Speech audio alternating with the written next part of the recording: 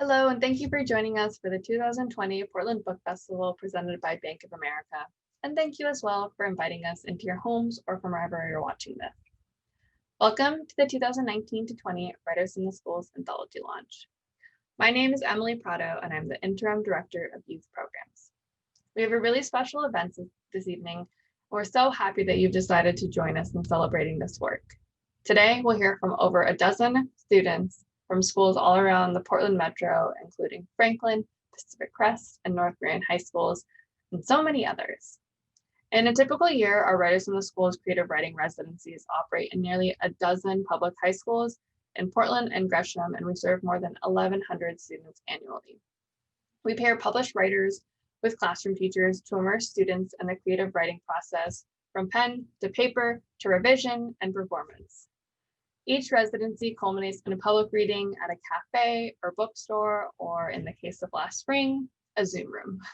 Finally, students are invited to submit work for publication in our print anthology and digital chapbook. As you may have learned from the introductory video, we've had to pivot really quickly with our programming. Our youth programs hosted online residencies and workshops and debuted video lessons on craft on our YouTube channel in the face of the pandemic. In response, we also opened up our anthology submissions to students across Oregon for the first time ever.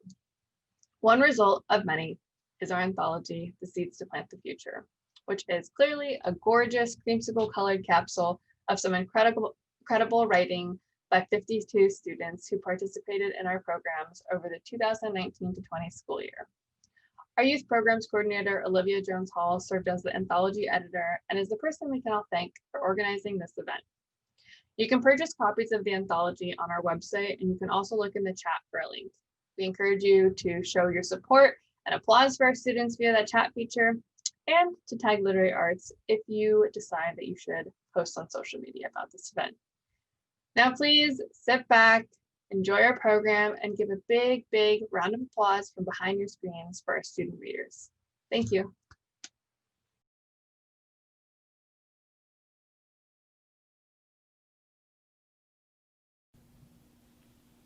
I'm Alexander Reynolds, and this is my poem, A Fear of the Dark.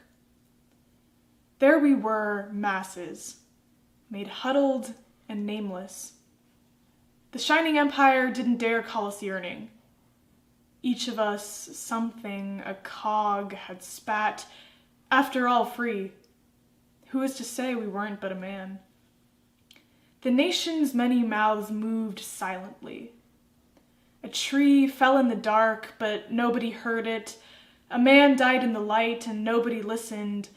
And hearts beat the prayers to missing and dead gods. Who here had a death sentence? 10 years of indenture without saying a word. Here, appeals to the grace of the human ingenuity, the human vision, television, the human discourse, and the human feel. The human assigned a different name of modern sensibilities, a reason to will away the rain. The way hearts pounded in an arrangement of oddities, blood, itself treason, to the state, see the state of our triumphant nation. In the back of minds are dips and brutal valleys, razored edges of 50 shining stars, indivisible under the strangest of doctrines, unimaginable to anything but ourselves.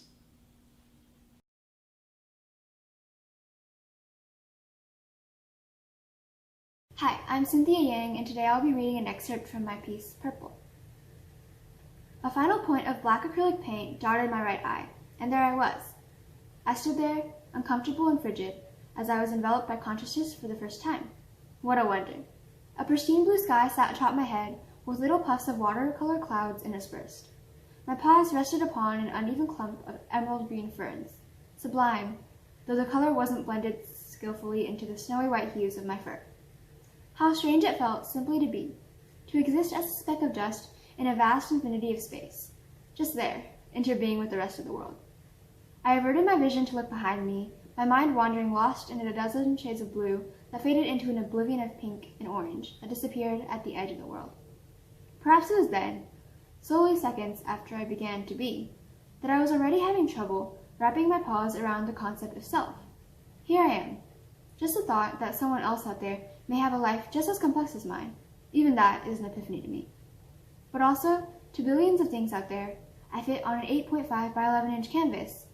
And if they filled their world up to the brim with these canvases, how many me's would there be? How many rabbit ears could all the galaxies hold?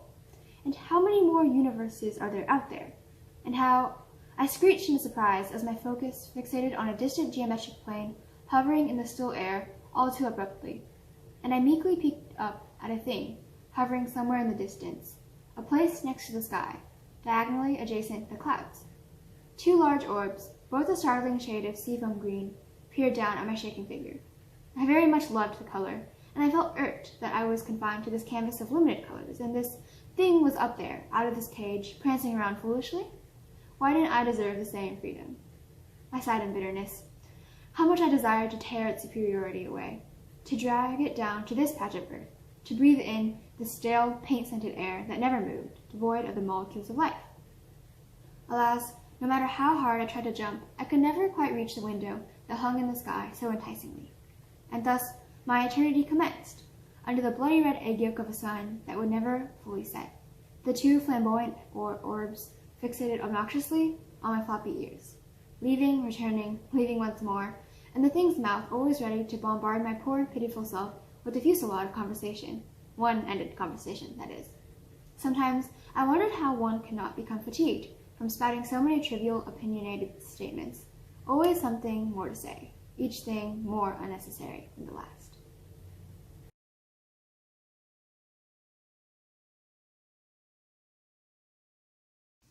I'm Elena Siegmann, and this is my piece, Not Born But Raised. What if we went back? I asked. And leave here? She responded. Complicated, to say the least, we became the kids in America. I wasn't really sentient before I arrived here. All I know is America. My brother remembers school from back then, and my sister picked up an English accent along the way. We took the piano with us, the large golden braid-framed mirror, and the many dust-soaked, old-smelling books. My father blogged the journey, and I slept the journey. At 4th of July, people sang loudly, "I was born in the USA." And I sang along. I wasn't aware the lyrics didn't apply to me. I eventually learned. I learned I could never say I was born and raised truthfully. My father spoke German to me. I spoke English back. My grandma barely spoke English, and I barely spoke German, so we rarely spoke. We became divided, and not only by a body of water. Memories faded and appearances changed, but I learned the language, and I returned with my father one chilly spring. But we had to go back to America. We had to repeat the journey. And this time, I was awake. Thank you.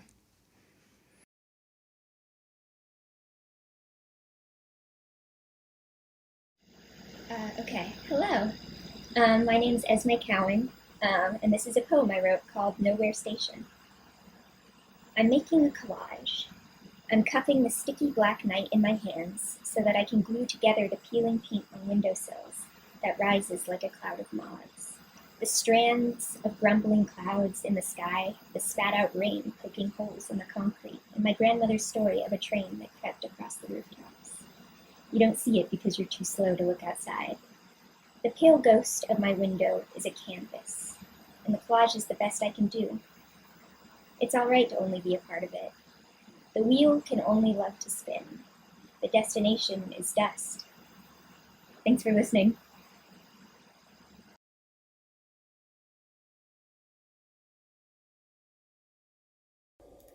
Hi, my name is Ava, and today I will be reading a poem called Raised By. I was raised by activists, by thick black Sharpie and poster boards, TV talking, debate dinners, climate commissions, sexism speeches, sat on 6'2" shoulders marching the streets, if we don't stand up we'll be ignored, type of family. I was raised by dancers, by 5, 6, 7, 8, the mirrored bodies, legs straight, ceilings high, robes touch the sky, some lightweight, choreographed, debated, ladies keep those knees up. Second family.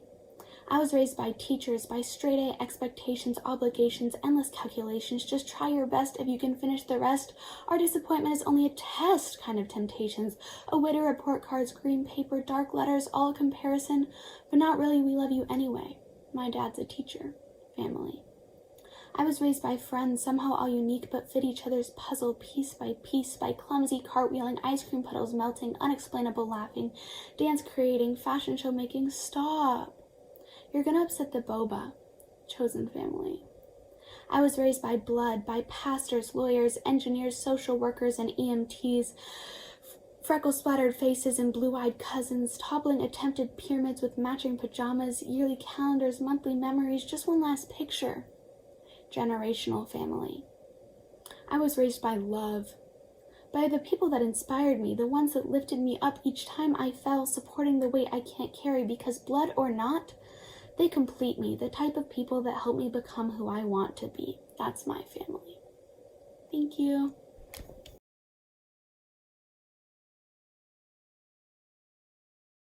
My name is Gabriella Luna, and my poem is called My Favorite Color. Is the sun you used to draw in the corner of your paper, the endless fields of sunflowers I'd swim through if I could, the lemons that you were always told to turn into lemonades when you received them, the vanilla bean candle lit for its pleasant warmth, the sweet floral sensation received only from local honey. My favorite color is everything I want to be, bright, bold, and intense, illuminating everything it touches, not afraid to be loud, yet mellow and collected, spreading inspiration and light to those it reaches. My favorite color is a reminder that a glimpse of light has the ability to overpower a sea of darkness. Thank you.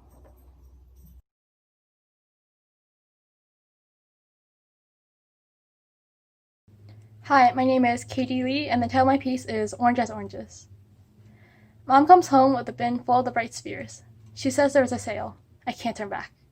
A fruit bowl, a picturesque scene fit for a grand still life painting. But I can only focus on one particular piece of produce. No color as vibrant or enchanting as this one. Fragrant as if standing in front of an orchard full of the citruses. Bite into it and feel like a king, as rich as the robber barons of the Gilded Age. A cannonball that sees castles, a throne to sit upon, the seeds to plant a future. So I reach for a paintbrush and splatter a canvas. My hands turn sticky and pulpy, but it doesn't matter. A knife lays forgotten on a cutting board. I peel and peel and peel. The sickly sweet liquid escapes and seeps into a paper cut. My hands quiver. Pressing a fingernail into the plump flesh, I shoot myself in the eye. My vision turns blurry. I clench my eyes shut. It burns. Tears flood in torrents down my cheeks that I can't wipe away fast enough. It becomes juice that stains and can't be removed. It is my dessert, my assertion. It is my obsession, my prized possession. But we can't all be as orange as oranges. Thank you.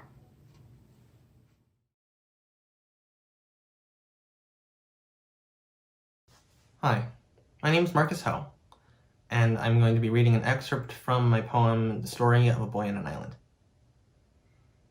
Sometime in 1988, Oberlin, Ohio. A young man steps onto an American university for the first time. He breathes in the cold air, glances at the old brick buildings, listens to students chattering away in English. He thinks about his future. He'll stay here for a couple years for college. He might even go to graduate school and get a degree in neuroscience. But he misses his home in Japan and his mother's Taiwanese food, and will definitely return. Sometime in 1994, Portland, Oregon. A young woman plays the piano at church in front of her family members.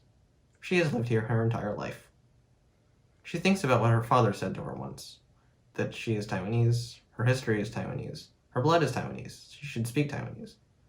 Exactly 3 times now she has been to that country, or what was a country, most of the UN doesn't recognize it. Her father was born there. She looks at the man from Ohio sitting in the back of the church, and wonders if she should go talk to him.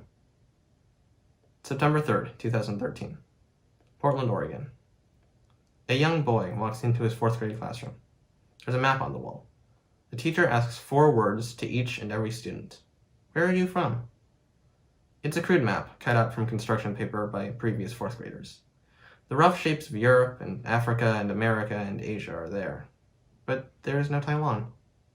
The boy tries to draw it where it should be. He's not very good at proportions.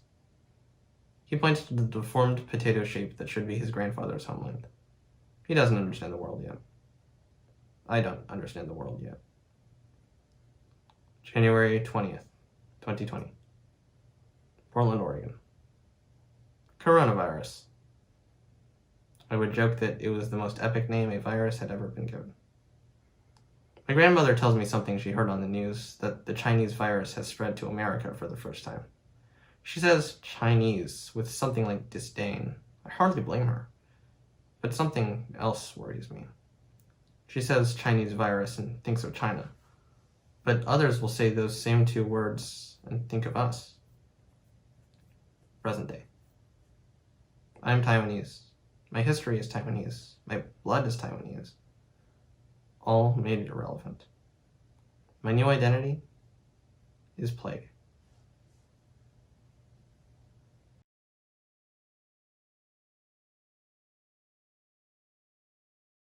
Hi, my name is Mira ODonnell, and I'm going to be reading a small excerpt from my piece, Regret. The house is quiet when Marie's husband is gone, no yelling or cursing. People always ask Marie why she settled for John, and she always responds with, "He's my high school sweetheart. We've been together for as long as I can remember." He was different when they had first gotten together, more caring and free.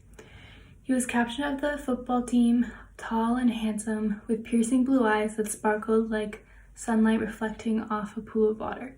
The kids had gotten most of his features. Between their eyes and strong jawlines, Leah and Henry were replicas of their father. When John was sober enough and playing catch with them, his laugh could be heard throughout the neighborhood. But he hadn't been that sober in almost a year. Now, with the stress of life tearing him down, it was rare to find him without a drink in his hand. There are bills to pay and a family to feed. Marie feels the tears start to build up behind her eyes. Thank you.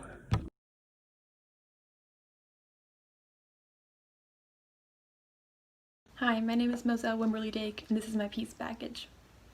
Piercing sounds, shattering glass, agonized screams. The sky is a miserable crimson. Buildings dance with bright flames. The Shema pops into my head. In the streets, bonfires filled with books and possessions rage. Flames lick a Torah scrolls, Shema Yisrael. People fly everywhere, Adonai Eloheinu. No sirens, just screams, Adonai Echad. The nightmare ends. Shame and fear grips my family like a plague. This was the night of Kristallnacht. Voices quaking with fear, my parents announce that I'm to leave. Jewels of panic shining in their eyes. We leave in the darkness, our house stares sadly at our backs. The station is stuffed with people, a cauldron of emotions about to overflow. I savor my family's hugs, though I'm stiff with fear. I take a photograph in my mind, memorizing every line, color, and texture of my family's faces. Love and goodbyes pour from my mouth as the robotic arm of a guard pushes me into the whirlpool of children. The train is bursting with people, stampeding like cattle towards the windows. I frantically shove past hundreds of tiny hands wet with tears. Peeking out through a sliver of glass, my eyes wander the station, looking for a familiar face. The people outside are a patchwork quilt of every color imaginable. Is that my family? The train, not understanding my wishes, eases its way out of the station.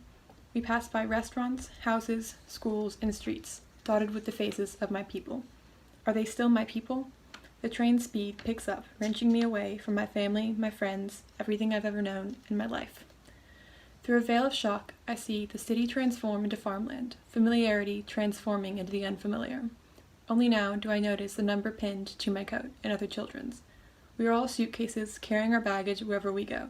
We are packed with pain, with fear, and with confusion. After many hours, the train crawls to a stop. A thunderstorm of boots boards the train. The sounds become louder and louder. A Nazi soldier appears at the door. His eyes burn into my skull. His gun glints, his shoes shine, and the swastika on his arm bleeds red. He spreads panic throughout the train. That night, horrible dreams infest my sleep. When the sun waves hello, they still seem real. We stop, and our bodies willingly get off the steel kidnapper. Onto a boat and into a bunk we sink, and discover seasickness. The next morning we are herded onto yet another train. Soon enough we stop. Before us is London. Scared and alone, England is an alien planet that is not my home. Hundreds of names are read off a never-ending list. A familiar sound, my name is called. I leave with a stranger and go to their home. I turn my back on what I know. I have carried my baggage far. I will gain more as I go. I will carry it for as far as I need, and I will bring it back home. Thank you.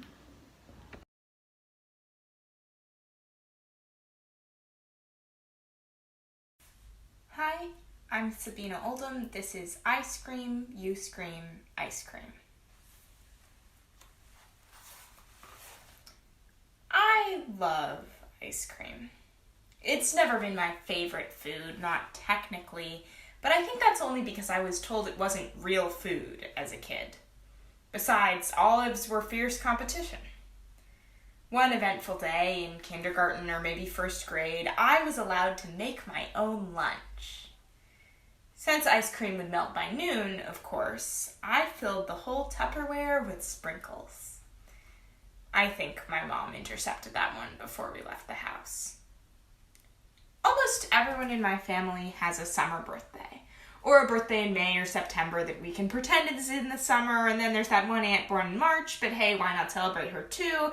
And pretty soon you've got a family-wide summer birthday party in my grandparents' sprawling backyard, complete with horseshoes, applesauce, a stray self-invited neighbor or two, and of course, ice cream.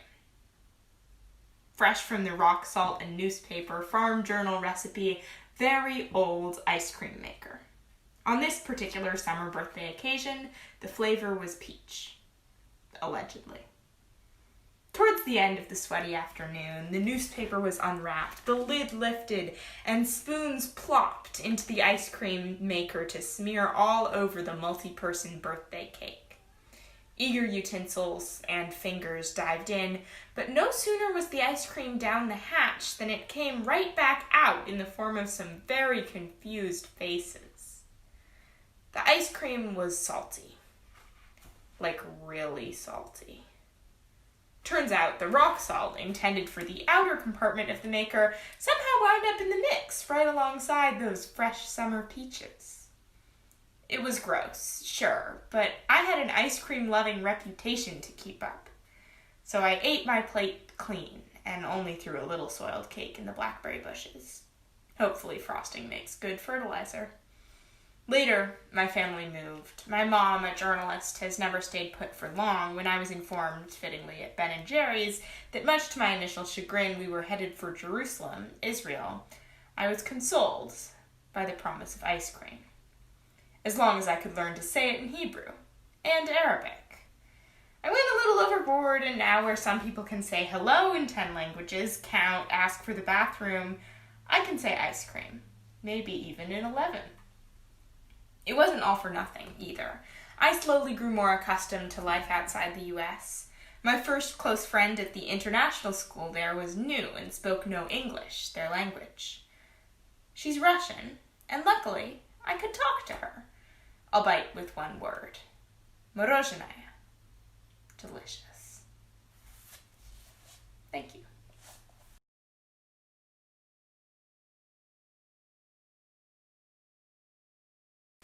Hi, my name is Symone Gitay, and I will be reading my poem titled The Girl Next Door. You were there for me since I was just 2 months. You were older by just a wee bit, but it made you like my older sister.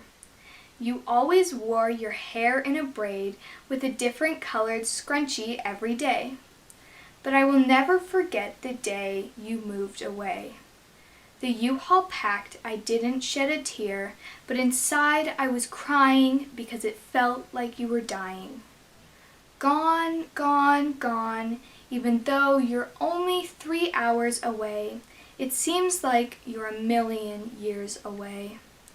You were everywhere, and now you're here and there. You're gone, gone, gone. You used to try and play guitar. I would mash the piano, but we thought we were great. You sold your house and moved up a state. I guess we won't live next door forever like we planned when we were 5. No more cooking green mystery cakes or dressing up like pop stars and singing to stuffed animals. No more lemonade stands or making mud pies or even combing Barbie's hair till it falls out. But our friendship will never end, no matter how far we get, because you will forever be the older sister I never had. Gone, gone, gone, even though you're only 3 hours away. It seems like you're a million years away. You were everywhere, and now you're here and there. You're gone, gone, gone. I remember pretending to be cheerleaders for the Super Bowl while your dad tried to watch the game. I remember putting game pieces on your doorstep when you were sick so we could play Clue on the phone. I remember playing in the sprinkler in your backyard on hot summer days. Our laughs and screams filled the world with such joy that nothing could ever go wrong. And we laughed and played and had a good time. We were with each other every second we weren't alone. But now we're all alone. Gone, gone, gone. Even though we're only 3 hours away, it seems like you're a million years away. But I know you will always be there, no matter how far. Thank you.